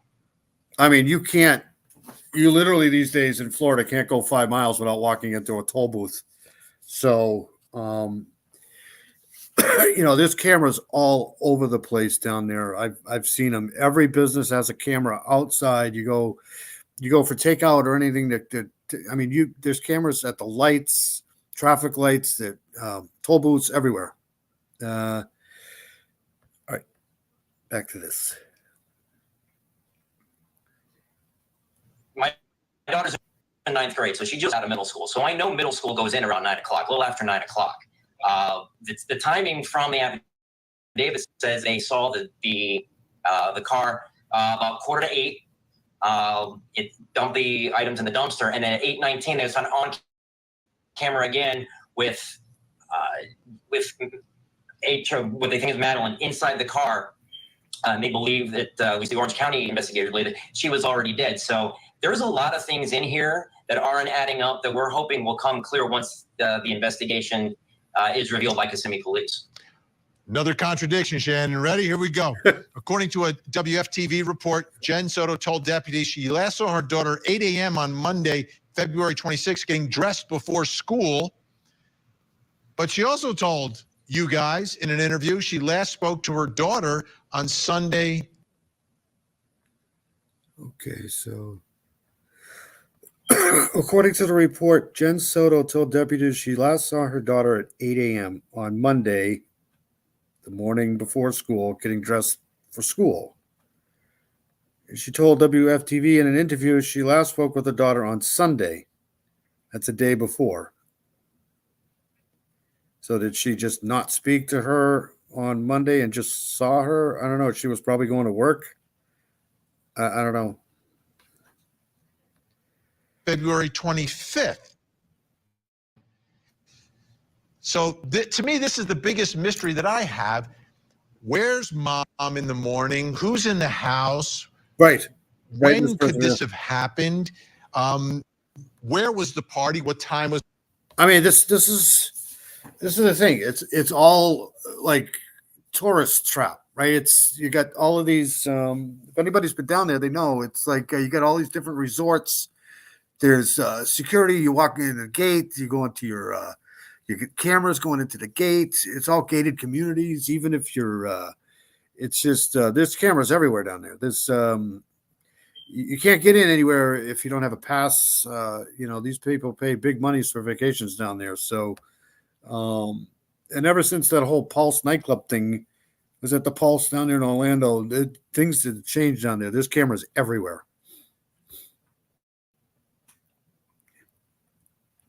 was the party? Where was mom? Did mom speak to her in person? Did she speak to her on the phone? Any clarity on any of this, Shannon? And they also have those unmarked cop cars too. They don't have to drive down there. I don't think they have to drive around in your typical cop car. They can drive around any car they want. They don't have to have.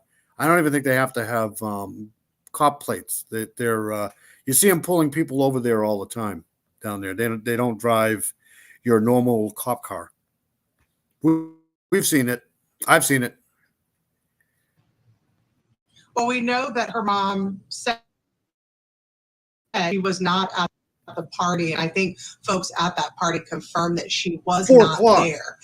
She somehow was back in that apartment, and not for the mom to say that she had that long conversation with her about how excited she was about the party, how she liked her gifts. We have video of that birthday party. We know that the little girl did celebrate her birthday, but once she got home, that's the problem that we're having.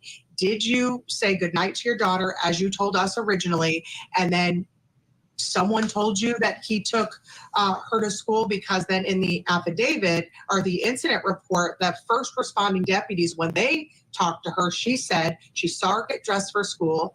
Then she saw Stephen Stearns drive her then to school around 8:30. But remember that video evidence at 8:19, according to the sheriff's office, shows that she was likely already deceased. So if she saw her get ready at 8 and then said he took her at 8:30, it's not possible if you look at the evidence that those deputies pulled from the apartment complex. They believe.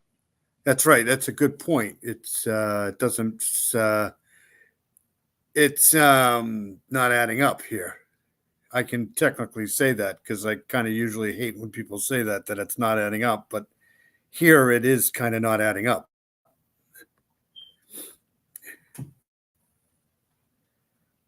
At 7:35, when her backpack was dumped in that dumpster, she was likely dead then. In fact, one of the reports, it says that Stephen Stearns said that he saw her in that parking lot actually open her book bag and was digging for something. And he said, I thought it was her headphones because she was always looking for her headphones. That was the same backpack that detectives say he threw in the dumpster at 7:35 in the morning.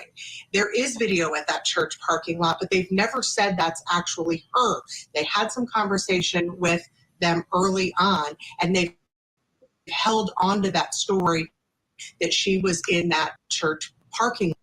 Yeah, that's what I heard. That's what I thought, that there's no actual evidence that she actually got to that church, but that's just me. You're preparing a roast dinner? I want to go.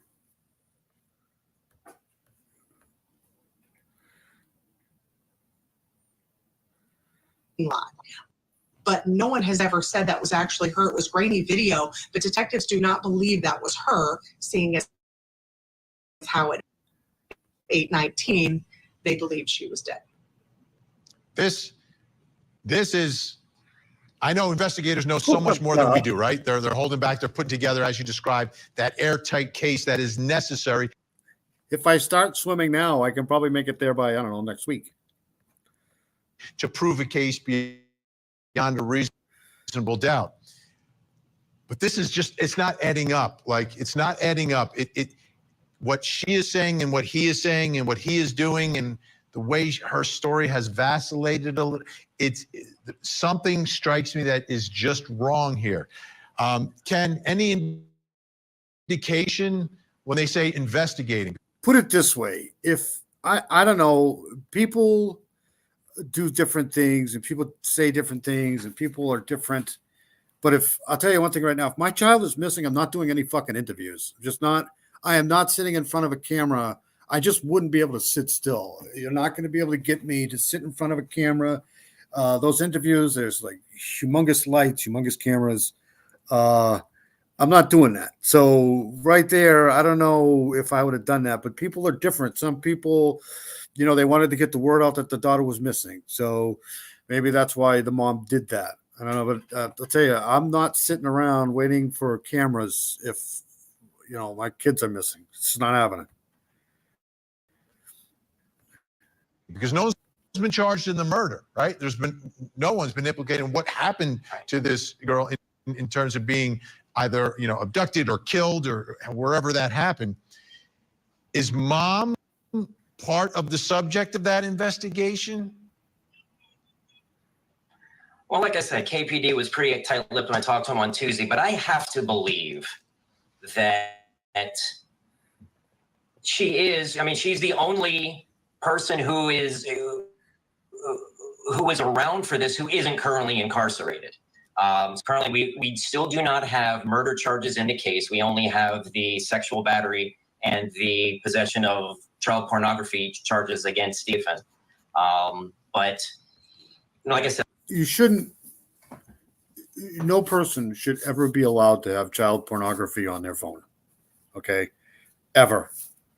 This should be stopped right there. They should be literally stopped immediately with that. It should never happen.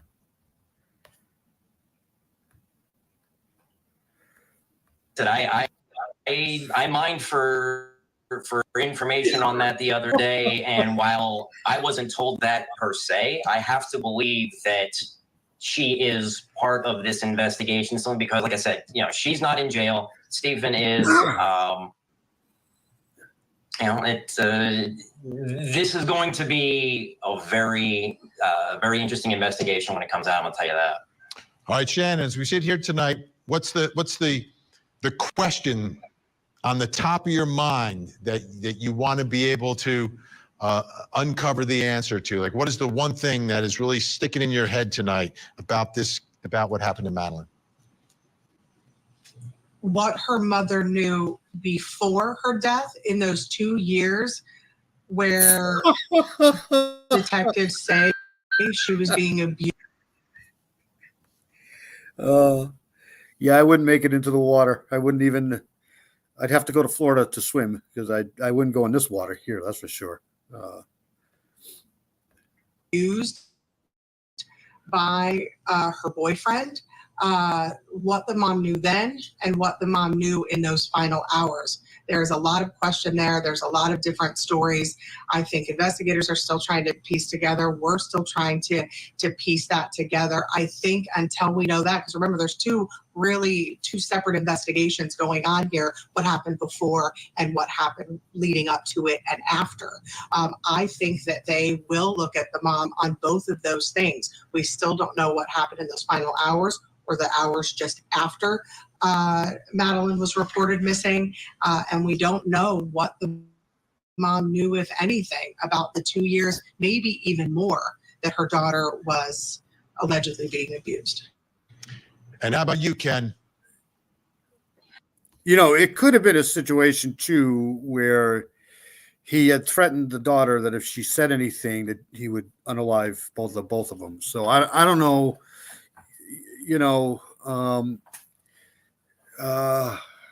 I'm pretty sure more will come out in time if something was going on. I just think it's sad. It's just like a horrible thing. It's just. Well, what I want to know is, so the investigation concludes that the sexual abuse that was on Stephen's phone occurred in 2022. When the affidavit redacts the name of the victim, but it lists the date of birth and it matches Madeline's. Okay, so if it happened in 2022, number one, she was younger than 12 years old. Can we say for sure that it occurred consistently ever since 2022? So for the last 2 years, and if so, what I want to know is the mom coming from a position of being fearful as well? Like Shannon said, what did she know and when did she know it? Was she covering for Stephen? I mean, these are things that, as the parent of a 15-year-old myself, I really want us to get to the bottom of. Absolutely. Absolutely. Well, both of you are doing incredible work down there. Shannon Butler with WFTV. You've been gracious enough to let us. All right, I think that's going to do it for me. I wanted to get to the whole Delphi debacle here. I will say one thing. I have absolutely no respect for anybody that tries to insert themselves into a crime case, especially when it's a case about to go to trial. I'm not trying to blame anybody, but if anybody out there is trying to insert themselves into a criminal justice case, they deserve all of the penalties that go towards that, because you know what you want is to have somebody at some point held accountable for things. And if people are out there trying to insert themselves into the case, then opinions are one thing. I mean, I have an opinion too. Everybody has their opinions, but once you start trying to insert yourself into the actual case, I have absolutely no respect for people like that. So just wanted to say that. I get that off my thing here, but I do want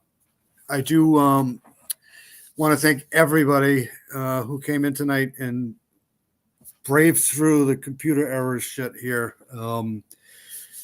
Yeah, it's all about Abby and Libby. It always has been about Abby and Libby. The families, you know, they've been going through hell for over 7 years now here, and you know, if people don't knock it off, it's not going to go well for them, even with the trial. So let's hope it stops, right? Let's just hope it stops. Let's wait till they get into a trial here, and then we can say whatever we want. Southern Gal, thank you very much. You've been awesome as well. She has great live. She's awesome. Jocelyn's great. Thank you, Charlotte, for coming in. Let's see here. Who else was in here? Dean was in here. I know that. Mark was in here. I'll make Mark a mod later. CJK, thank you. CJK is awesome. Like I said, whoever has a channel, go ahead and post it in here. Ms. Persevere, thank you. Who else was in here? Was Charlotte was in here? I know that. Heather, thank you for coming in. You should be going to bed. You should be sleeping. It's 4 o'clock, 4:30 almost. Let's see who else was in here. Miranda Lee was in here. I always forget Miranda Lee for some reason. I think Miranda Lee was probably like one of my first people in the chat. It was either her or Karen. Who else was in here? Mexi was in here. Thank you, Mexi. Mexi's awesome. Mark was in here. I don't think she was pregnant. I don't know. I've heard that going around. That's always a question. Like in any case, people thought Abby was pregnant too. That was way back in the beginning. Let's see here. If I missed anybody, I'm sorry. Computer's just. That's it. Everybody have a good weekend. Stay safe. That's pretty much the important thing. I got to stop screaming that. And what I'll do is, Jocelyn was in here too. Thank you, Jocelyn, for coming in. If I missed anybody, like I said, I'm sorry. It just computer's not really working out all that great tonight. Because I downloaded a Clip Champ tonight too, so probably not helping. Because I had to scramble to get a intro done. All right, so I'll probably obviously not on again tonight, but if anything breaks on this or anything else, I'll put it on. Everybody have a great weekend. Thank you.